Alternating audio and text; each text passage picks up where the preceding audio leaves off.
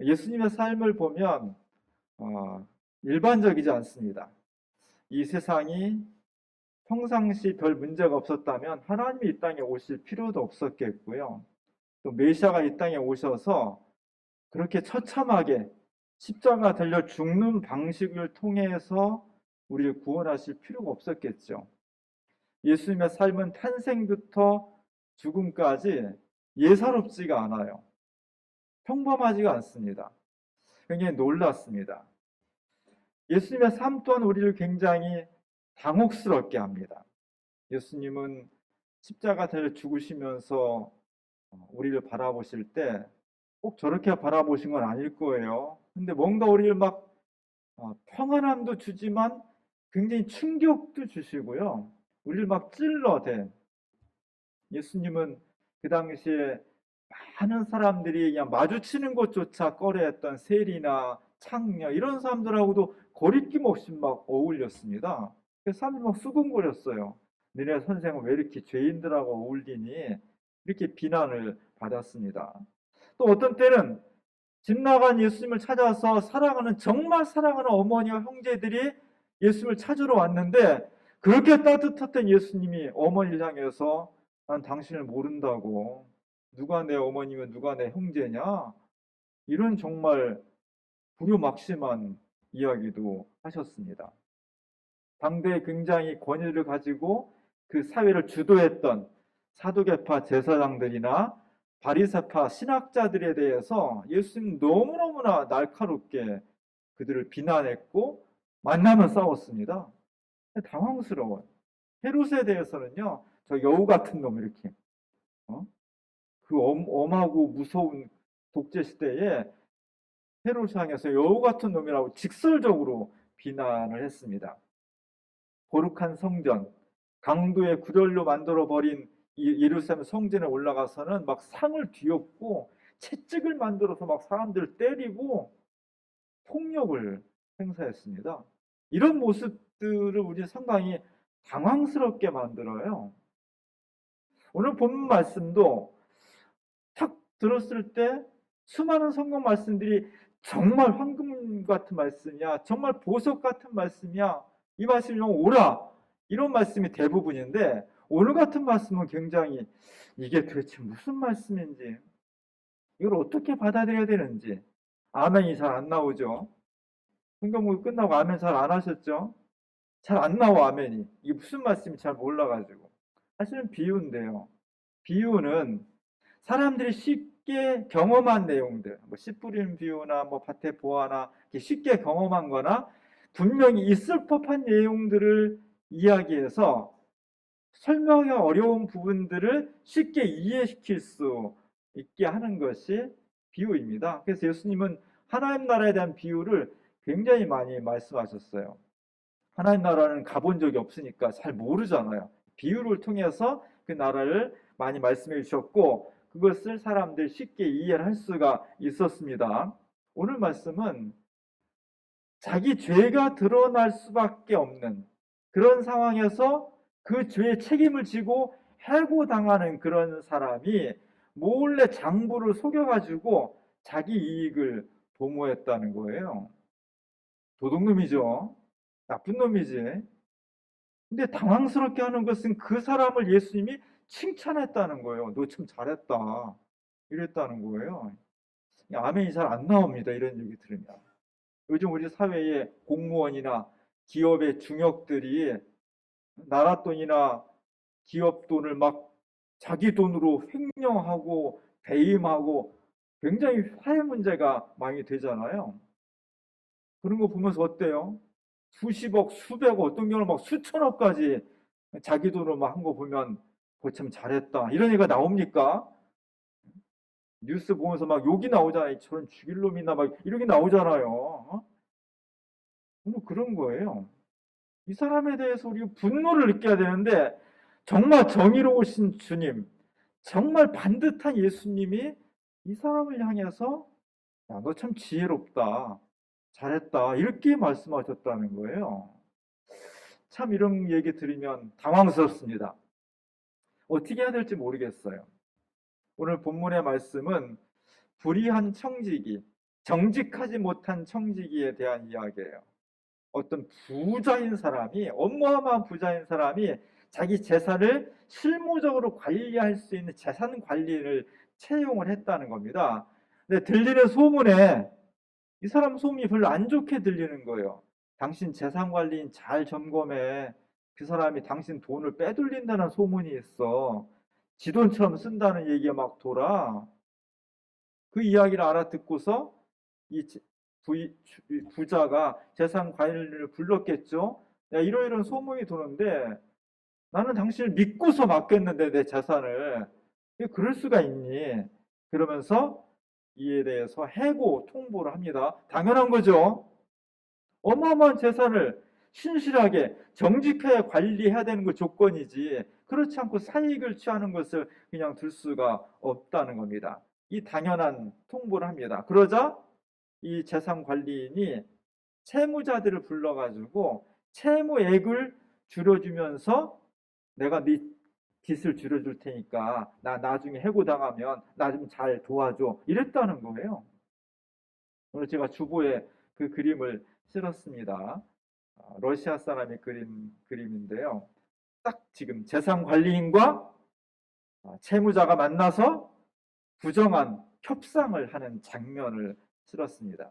어두워서 잘 안 보이겠지만 이 재산관리인 뒤편에 보면 어두운 벽에 열쇠가 하나 걸려 있어요. 열쇠는 뭘 상징해요? 권한이에요. 곡간 열쇠, 부엌 열쇠 다 시어머니가 주고 있다가 며느리한테 그 열쇠를 넘겨주는 순간 권한이 넘어가는 거잖아요. 그 열쇠가 꽤 커요. 지금 이 열쇠가, 벽에 걸린 열쇠가 꽤 커. 이 재산관리인의 권한이 컸다는 거죠. 그리고 지금 이 재산관리인은 초읽기에 몰리고 있어. 시간에 쫓기고 있습니다. 모래시계를 놓아서 이 재산관리인이 곧 해고당할 것이고 위험이 닥쳐왔다는 것을 시계를 통해서 보여주고 있습니다. 책상 위에는 금화가 막 몇 개가 놓여져 있고 치부책이죠. 김 씨가 1,000만 원, 이 씨가 1억 원, 뭐 이런 걸 쫙 적어 놓은 거예요. 수많은 사람들이 이름이 적혀 있습니다. 손가락을 가리키면서 네가 지금 여기야, 이 부분인데 채무가 얼마인데 내가 얼마를 줄여줄게. 그 밑에는 여러 장의 또 메모가 있어서 이 사람이 협상해야 될 채무자가 굉장히 많다는 것을 이야기하고 있습니다. 이 재산관리인과 협상을 하는 채무자는 딱 보기에도 가난한 사람이에요. 소장농이니까 가난하잖아요. 머리는 잘 안 감아가지고 며칠 한 3일 정도 안 감아서 좀 떡져 있고요. 그리고 이 어깨 쪽지에는 옷이 찢어졌어. 찢어졌는데 깊지도 못하고 그냥 사는 거, 바쁘고 노동하기 힘드니까 그렇게 살아가는 가난한 사람입니다. 이 관리인의 이 그림에서는 관리인 얼굴에다가 모든 조명을 집중을 시켜놨어요. 이 관리는요, 평상시에는 주인, 거대한 거부인 주인을 대신해서 떵떵거리면서 권한을 행사했던 거고요. 저런 소작인 정도는 그냥 만나주지도 않는 그런 사람이었을 거예요. 근데 지금 이 사람이 자기가 지금 인생의 최대 위험에 몰린 겁니다. 얼굴에 밝은 빛이 있지만 초조해. 이게 빨리 정리가 돼야지 내가 해고를 당해도 살아날 수가 있는데, 그러면서 평상시에는 무시했던 사람이지만 이 소장님을 향해서 빨리 이것이 마무리됐으면, 뭔가 협상이 타결이 됐으면, 그런 눈치를 보여주고 있습니다. 고대하는 눈치를 보여주고 있습니다. 이 그림 전체에 보면 위험을 감지한 재산관리인과 소장농이 부정한 거래를 눈을 맞추면서 하고 있는 것입니다. 이 거래는 어떤 거래입니까? 불이한 거래죠. 이 거래를 통해서 이익을 취하는 사람은 재산관리인과 소장농입니다. 이 거래 때문에 손해나는 사람이 아무도 없다면 부정한 것이 아니겠지만 이 거래 때문에 주인이 손해를 보는 거예요. 이 두 사람의 이익 때문에 손해를 보는 겁니다. 부정한 거죠. 반사회적인 범죄입니다. 그런데 주님은 이 사람을 칭찬했습니다. 이런 성경 읽다 보면요, 난감해요. 당혹스럽습니다. 이걸 어떻게 해석해야 될지. 오늘 성경 본문에 있는 비유에서 예수님이 말씀하신 것은 제가 지난주에도 말씀드린 것처럼 비유에는 하나의 초점이 있습니다.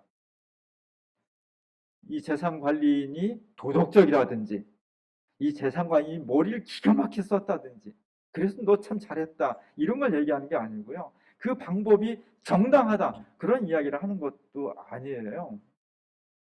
예수님이 하시고자 하신 말씀은 재산 관리인이 자신의 인생에서 최대 위기를 만난 거예요.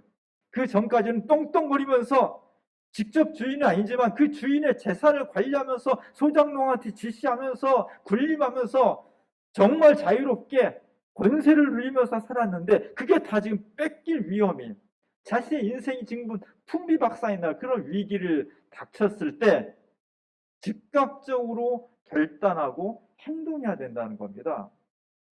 여유 부릴 그런 시간이 없다는 거예요. 결정장애라는 게 있죠. 결정을 못하는 사람도 있어. 어디로 가야 되는지. 우리 인생에서 결정장애가 소소하게 많습니다. 짜장면을 먹어야 될지 짬뽕을 먹어야 될지 이것 가지고 한 5분 동안 고민하는 사람은요. 그거는 크게 문제가 안 돼. 짜장면을 먹든 짬뽕을 먹든 인생에 큰 결정은 없어요.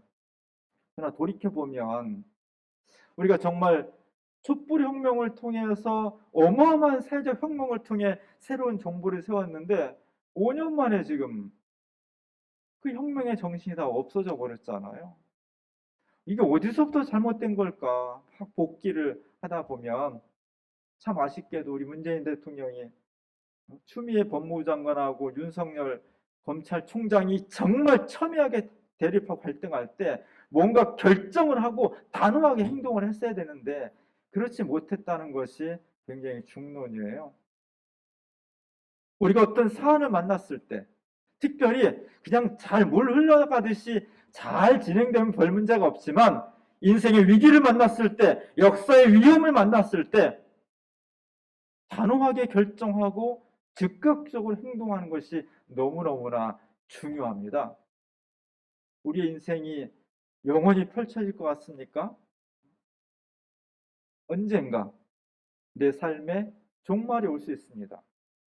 우리의 사회와 역사가 이대로 계속 이어질 것 같습니까? 하나님께서는 그렇지 않을 거다. 인생에 처음이 있고 끝이 있고 역사의 창조가 있고 끝이 있을 거다. 그날 그 모습은 아무도 모르지만 도적같이 올 거다. 예수님의 말씀을 쭉 보면은 이런 일관성 있고 단호한 결정과 급박한 실행을 굉장히 자주 말씀을 하고 있어요. 누가복음 9장에 보면 예수님께서 이런 말씀하십니다. 아버지가 돌아가셨는데 아버지 장례 치르고 예수님 따르겠습니다. 그러지 말라는 거예요. 죽은 자들로 자기의 죽은 자들을 장사하게 하고 너는 가서 하나님의 나라를 전파하라. 저 예수님 지금 따라갈 건데요. 그래도 식구들한테 인사를 하고 올게요. 그러지 말라는 거예요. 손에 쟁기를 잡고 뒤를 돌아다보는 자는 하나님 나라에 합당치 않다. 도덕적으로 보면 있을 수 없는 일이죠. 부모님 돌아가신 것보다 급한 일 뭐 있겠어요. 자기 길을 떠나는데 인사도 못하게 한다? 이런 잔인한 행위가 있어요. 예수님의 말씀은 하나님 나라를 향해서 구원을 향해서 나아갈 때 단호하게 결정하고 즉각적으로 실행을 해야 된다는 그런 하나님 나라의 구원의 급박성을 이야기하고 있는 것입니다. 관리인이 옳다, 그르다, 양심적이다, 비양심적이다, 탐욕이다, 뭐 저럴 수가 있냐 이런 논쟁은 아무 의미가 없어요. 여기에 강조점은 누구든지 개인이든 역사든 위험하다라고 어떤 위험을 감지했을 때 머뭇거리지 말라는 거예요. 주저하지 말라는 겁니다.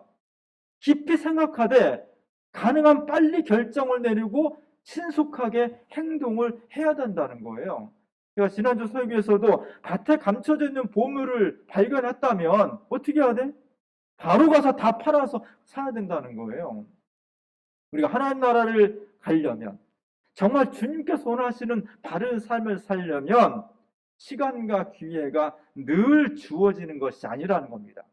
우리의 삶 속에 언제든지 내가 결정할 수 있을 것 같지만 그 시간이 내가 만드는 것이 아니라는 거예요. 내 인생의 시간을 내가 결정하고 내가 한도를 정하고 내가 모든 것을 운영하는 주체가 아니라는 겁니다.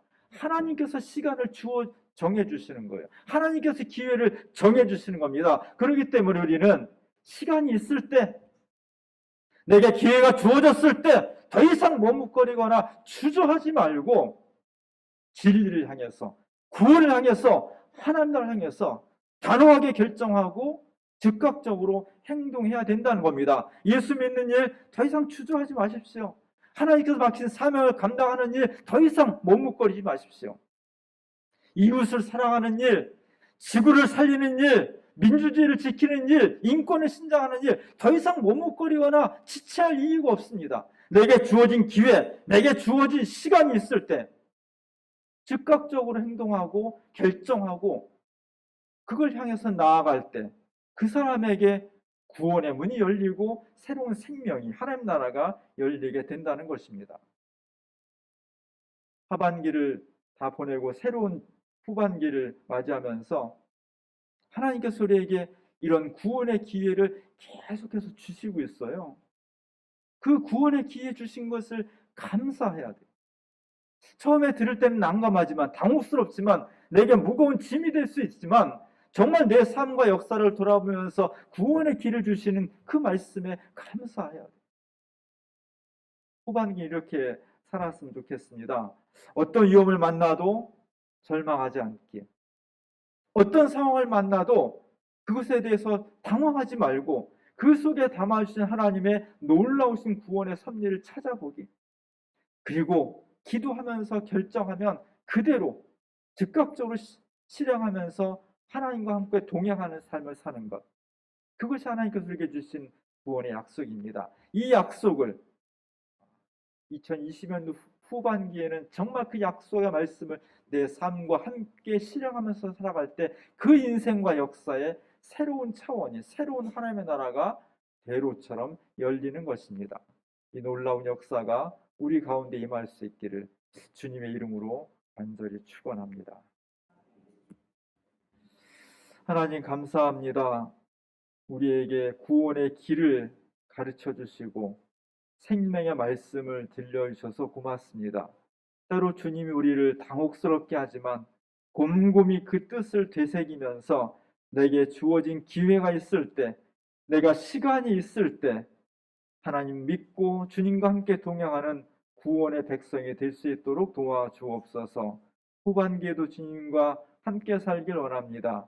하나님 은혜 가운데 살아가는 행복하고 기쁘고 감사가 넘치는 2022년도 후반기가 될 수 있도록 도와주옵소서. 예수님의 이름으로 기도합니다. 아멘.